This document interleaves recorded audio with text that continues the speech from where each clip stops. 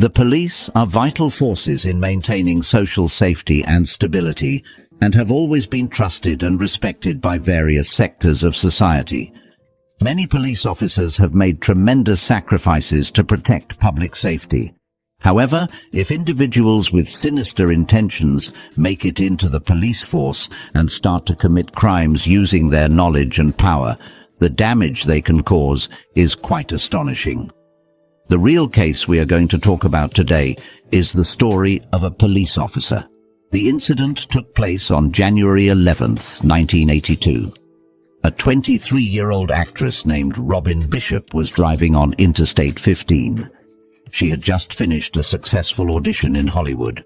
She was over the moon and was preparing to return to her home in Nevada so she could pack up and move to Hollywood to start her glamorous life. The interstate journey would take 3 hours, so before getting on the highway, she stopped in a town called Barstow for a break. She refueled her car and then ate at a restaurant. It was at this moment that a pair of predatory eyes in the crowd fixed on her. The person was George Gwaltney, a respected and beloved police officer in the local community. 41-year-old George had been working in the police force for 10 years. He was diligent, helpful, well-liked by his colleagues, and very friendly and enthusiastic towards the local residents. He often organized activities for the children in the local communities, helped them with problems in their daily lives, and over time, he became a hero in the eyes of the locals, earning respect and admiration from everyone. He consistently won the title of the Best Police Officer of the Year. George also had a happy family and was raising 5 children with his wife, but beneath his glamorous appearance lay a rotten and depraved soul.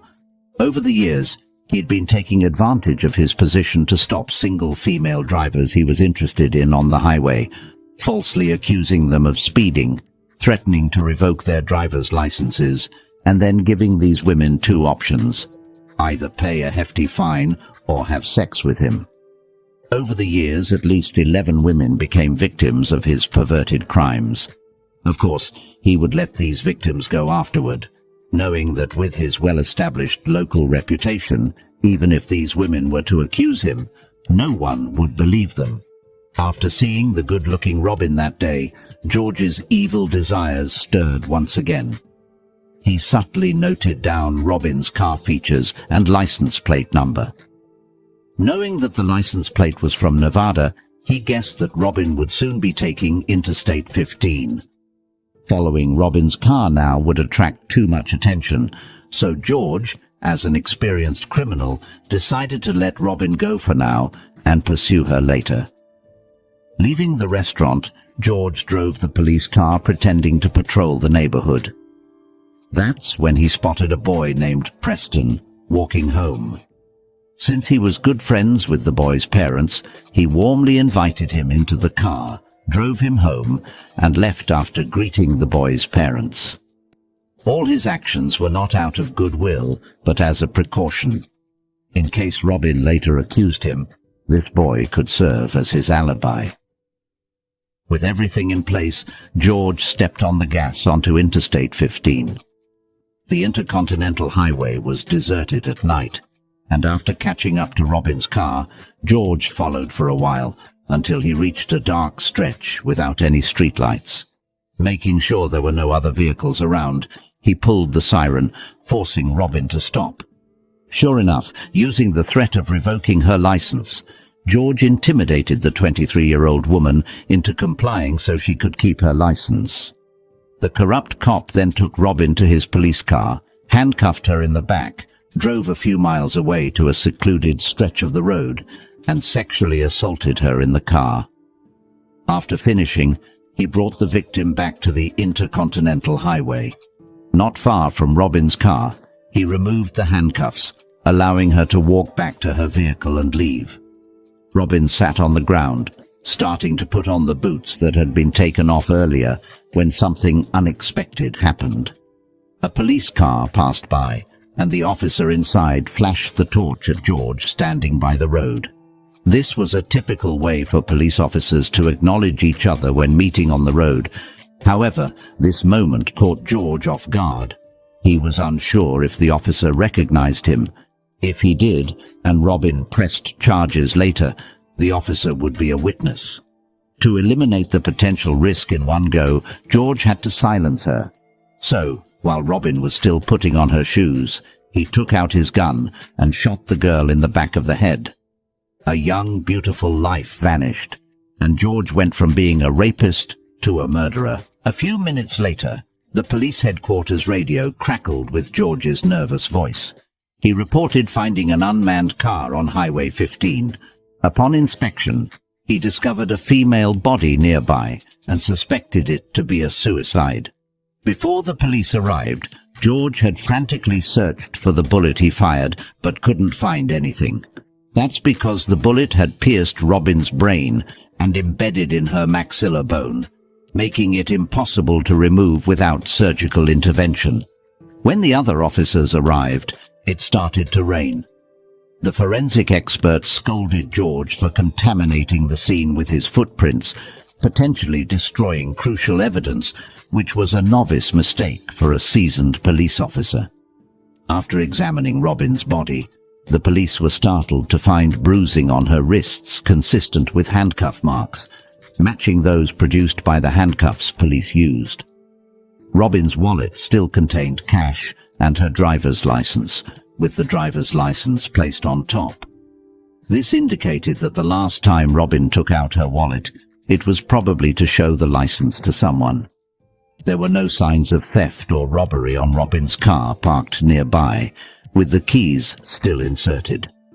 Combining all the evidence at the scene, the police came to a troubling initial conclusion that there was likely involvement of a police officer or someone impersonating one in this crime.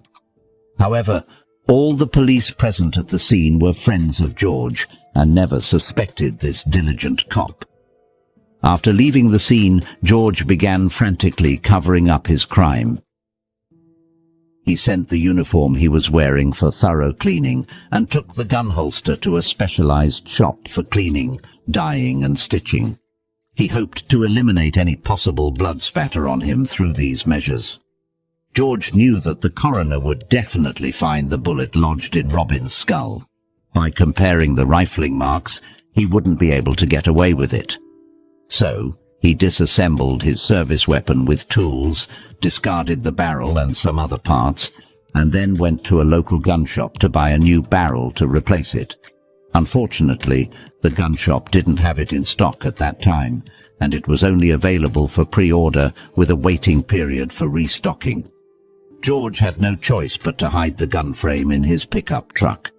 While George was nervously trying to cover up his crime, the autopsy on Robin's body was also being carried out meticulously.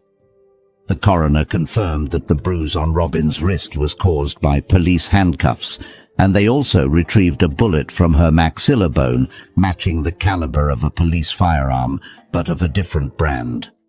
The standard bullets issued by the police department were Remington, but the bullet found was from Smith & Wesson. Additionally, semen was found on Robin's body and jeans, indicating sexual activity within 24 hours of her death, yet there were no signs of struggle, suggesting this was not a typical case of rape. All these findings pointed to the murder being committed by a police officer or someone disguised as one. The autopsy report was delivered to the sheriff's office the day after the incident. Consequently, the police chief immediately ordered all police officers on duty on the night of January 11, 1982, to surrender their issued firearms for rifling comparison. By the afternoon, all police firearms were collected, except for George's gun. At this point, George was extremely anxious. He had hoped that the autopsy results would be delayed so that he could have time to buy a new gun barrel to deceive the investigation. However, now he could only rely on lying to get through the crisis. That evening, 2 detectives arrived at George's house, reminding him that he might have forgotten to turn in his gun, and hoped that he could hand over the gun for them to take back. Initially, George handed over a gun, but the detectives immediately pointed out that it was not a police-issued one. George, feeling helpless, claimed that his gun had been stolen. George's demeanor raised suspicion among the detectives. Although they did not believe that he was the culprit, his behavior and responses were too suspicious. Therefore, they asked George to accompany them back to the police station to give a statement about the lost gun and to recount the events of the night he found Robin's body. According to George's account, after dinner on the 11th, he let a boy named Preston get into his car nearby. Then he dropped the boy off at home at 8:40 p.m. At 8:50 p.m., he got on the interstate highway, and at 9:15 p.m., he found Robin's abandoned car on the side of the road. After looking around for a while, he discovered Robin's body at 9:24 p.m. To increase his credibility, George voluntarily requested a polygraph test, which he successfully passed. Things were looking up for George as he managed to deceive the lie detector smoothly. His colleagues only expressed regret for his lost gun, and no one suspected him as the killer. As long as he could delay for a few more days, he would be able to purchase a new barrel, permanently removing any suspicion. However, that same day, the overconfident George made a big mistake. In order to show that he had nothing to hide, he agreed to let the police search his home. The diligent police officers found a badly damaged frame of a revolver under the floor mat of his pickup truck. Even though the barrel and many parts were missing, the serial number was still visible. Upon comparison, the police confirmed it was the police-issued firearm assigned to George. The police officers realized that he had only removed the barrel for one reason: to eliminate evidence related to the murder of Robin. Consequently, on January 14, 1982, George was arrested on charges of rape and first-degree murder. When news of this incident broke, the community was shocked. Many residents gathered at the police station to protest, claiming that they must have arrested the wrong person. It wasn't just ordinary residents. Even many police officers, upon hearing the news, were overcome with sadness and broke into tears. They believed that something must have gone wrong. Despite the disbelief in their colleague being the murderer, the police conducted a more thorough search of George's belongings. In the garage, they discovered some tools, which had many fresh metal fragments on them. This indicated that George might have used these tools to disassemble his own gun. After comparison, they found numerous dents and scratches on the gun frame that were similar to the marks these tools could make. In George's bedroom, the authorities found several boxes of handgun bullets. Although most of them were Remington brand, there was also a box of Smith & Wesson brand, which matched the brand of bullets that killed Robin. During the search of George's police car and clothes, the police were very disappointed because he had already done a thorough vacuuming and cleaning, so there was no fiber evidence to prove that Robin had been in the car. However, investigators found several semen stains on the back seat of the car, indicating that sexual activity had taken place in the vehicle. Although DNA testing technology did not exist in 1982, the technique of determining blood types was already well established. The final conclusion was that the semen blood type on the car seat matched those of Robin, as well as George's own blood type. There was another compelling piece of evidence, which was the testimony of the police officer who passed by that evening. The officer recalled seeing a police car parked on the side of the road. As he drove past, he flashed his flashlight to greet them and saw the woman alive at that time. However, he did not get a clear look at the face of the officer standing beside her. Nevertheless, based on the police deployment records, only George and that officer were patrolling on Interstate 15 that night. With this evidence, the investigators believed they had sufficient proof and were preparing to deliver the deserved punishment to George in court. The trial of George began on October 4, 1982. The prosecution presented a large amount of physical evidence, along with testimony from forensic and evidence experts, claiming all circumstantial evidence pointed to George as the killer of Robin. However, George maintained his innocence throughout the trial. His defense lawyer refuted all the evidence. From his perspective, he suggested that George may have been targeted by someone resentful of his career success, insinuating that within the police force there was a bad apple who stole George's gun, tampered with it, then put it back, and framed the dedicated officer for the crime. The prosecution's claim that George left traces on the gun rack with his tool was deemed unsubstantiated. Traces could only be considered similar and could not be proven to have been caused by the same tool. Even if the blood type found in Robin's semen matched George's blood type found in the back seat of the police car, it did not indicate it was George himself. There were just too many people with the same blood type. Furthermore, the lawyer pointed out that George dropped Preston off at home at 8:40 p.m. that evening and got on the highway at 8:50 p.m. If George was the murderer, he would have had less than 20 minutes to catch up with, threaten, abduct, rape, and kill the victim, which is simply impossible. In the final argument, the defense lawyer stated that because the handgun's barrel was missing, even though the police suspected George, they could no longer prove that the bullet killing Robin was fired from this gun. Therefore, the damaged gun could not be used as evidence to charge George. We can see that the defense lawyer's arguments showed a strong trace of sophistry. Although he pointed out that all the evidence could have another explanation, can such a coincidence really exist?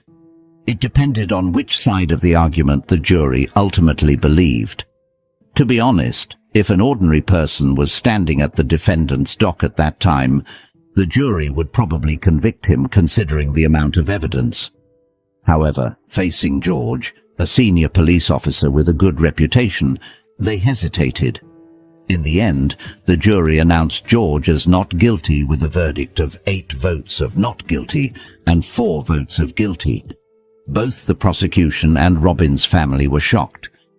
They couldn't believe that despite presenting so much evidence, they still lost the case. Several jurors who voted not guilty said that based on the evidence, they were willing to believe that George was guilty. However, faced with a police officer with such a good reputation, they found it emotionally challenging to convict without stronger, irrefutable evidence. George's carefully cultivated image as a good police officer over the past 10 years proved to be very handy. Unwilling to give up, the prosecution requested a retrial.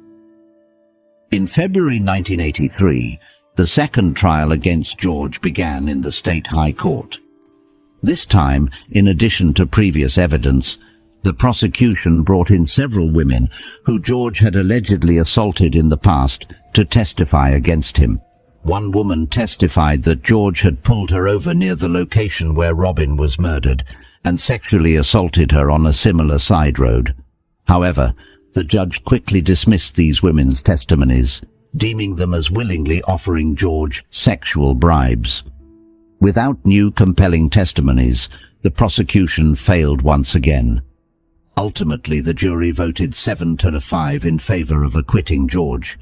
To make matters worse, the court considered any future retrial requests from the prosecution as harassment against a law-abiding citizen. The judge permanently dismissed the case, leading to the prosecution's complete defeat. George strutted out of the courtroom, wearing a smug smile on his face, convinced that he had finally escaped legal repercussions forever. However, an unexpected organization entered the scene, the FBI. Due to police involvement, the FBI had been monitoring the case from the start. With all the evidence pointing towards George as the perpetrator and seeing the district attorney fail, they decided to take matters into their own hands to weed out the corruption within law enforcement. Despite the state court's verdict of George's innocence of the murder charge, the FBI couldn't prosecute him on that basis. But that didn't stop them. They formulated a new strategy by alleging that George, as a public official, had violated Robin's civil rights, specifically the rights to life and liberty. They proceeded to prosecute him in federal court on charges of civil rights violations, marking the first instance in American history of such charges being brought against an individual.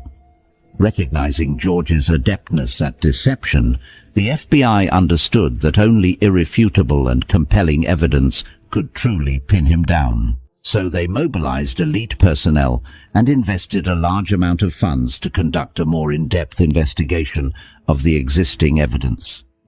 They started with the bullets.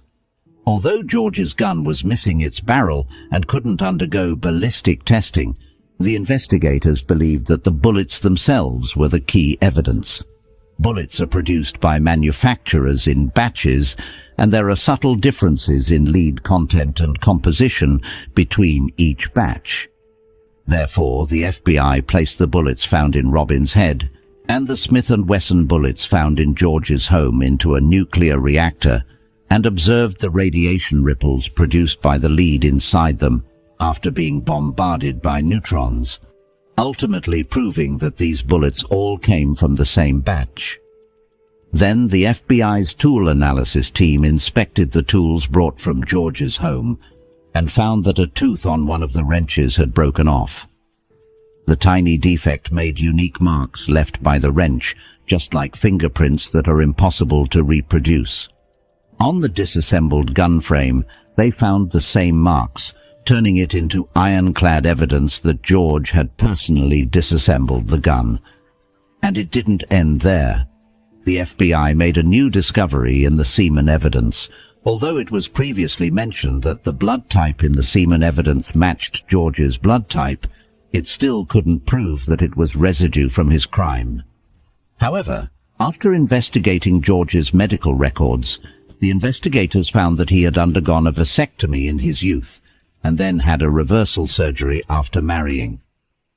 During the reversal surgery, some blood enters the vas deferens, causing about 2.5% of men undergoing this surgery to permanently produce a substance called anti-sperm antibodies in their semen. After testing George's semen and the semen collected from the crime scene, investigators detected a large amount of antibodies. Considering the factor of matching blood types, the possibility of anyone other than George raping Robin is reduced to 1 in 60 million. It can be said that this is the most solid biological evidence besides DNA. Furthermore, the FBI also visited the boy named Preston's home. From the boy's parents, they confirmed that George brought the boy back at 8:10 that evening, not at the claimed time of 8:40. This extended George's window of opportunity from 20 minutes to 1 hour, effectively refuting his defense lawyer's claim that he didn't have time to commit the crime. Subsequently, the FBI gathered over 150 other pieces of circumstantial evidence. On June 21, 1984, George stood in the defendant's dock in federal court, facing a plethora of irrefutable evidence presented by the FBI. Regardless of his defense lawyer's eloquence, they couldn't turn the tide. In the end, after only 1 day of deliberation, the grand jury determined that George was guilty of civil rights violations for killing Robin. He was sentenced to the maximum 90 years in prison for this charge. According to the law at that time, he could apply for parole after serving 30 years. However, he did not live to see that day. After 13 years in prison, George died of a heart attack at the age of 56. He never admitted to his crimes. Since his imprisonment, there have been no more incidents of women being abducted and sexually assaulted on that stretch of road. George Gwaltney's case underscores the importance of thorough investigations and accountability, even for those in positions of authority. This story serves as a reminder that justice must be pursued relentlessly to protect the innocent and uphold the integrity of those who serve and protect us. Thank you very much for all your continued support and encouragement. See you in the next video.